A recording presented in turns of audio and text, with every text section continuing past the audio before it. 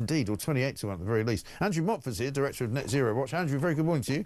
Good morning, Mike. Now, it looks as though you might well gamble with your future at Goodwood, but I mean, Ed Miliband's gambling with all of our futures with this ridiculous expansion of wind turbines. He put out a tweet yesterday suggesting that they pledged. It's not even what they've actually done. They've pledged to put enough wind turbines in the North Sea to reach their net zero commitments by 2030. Yeah, I mean, Ed Miliband is planning a huge expansion of wind. I think he won't get it all this year. There's a big auction of renewable subsidies coming up in the next few months. That I think he'll hope will deliver half of what he needs, and then next year's auction he hopes will deliver the rest.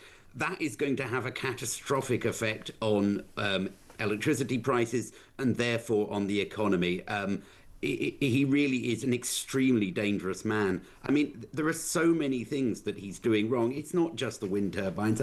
I don't know whether you saw the story yesterday about all the gas that we're now importing. Absolutely. I mean, record amount of gas from overseas, right? Yeah, absolutely. I mean, this is a disaster as well. I mean, it's mad in terms of the economy, because we're importing it rather than using our own, so we don't get the tax revenues, we don't get the jobs, and then to add on top of that, the wind turbines. You're going. If he was deliberately trying to wreck the country, it wouldn't look any different to what he's actually doing, would it? I mean, he really is absolutely mad. I know. It's incredible, isn't it? And also, how does he keep finding the money for all of this stuff? Because there isn't any. And absolutely. Well, there's no actual investment. It's all public money, isn't it? Well, no. Of course, the cost of all the wind farms goes directly onto your bills, and that's why they like to work like this. Because of course, if it goes onto taxes, people are quite good at avoiding taxes. You can hide your income in various ways, so you don't have to pay as much.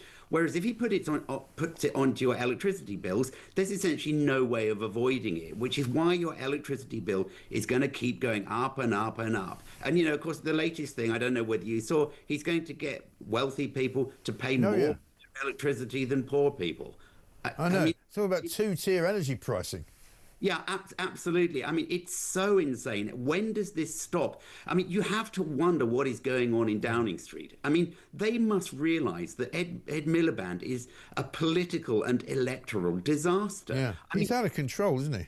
Yeah, absolutely. I mean, I think probably the issue is that Starmer hasn't got the political power, the political strength to get rid of him, because Ed Miliband has a lot of support on the left. But what those left-wing MPs are thinking is beyond me. They must know that if Ed Miliband is allowed to carry on, they're toast at the next election. They will never get back into power again. As somebody I used to work with would have said, if Ed Miliband's the answer, it must have been a bloody stupid question. But there you are, Andrew. I've got to run because we're out of time. Thank you very much indeed, Andrew Montford, Director of Net Zero Watch, because we have to talk now.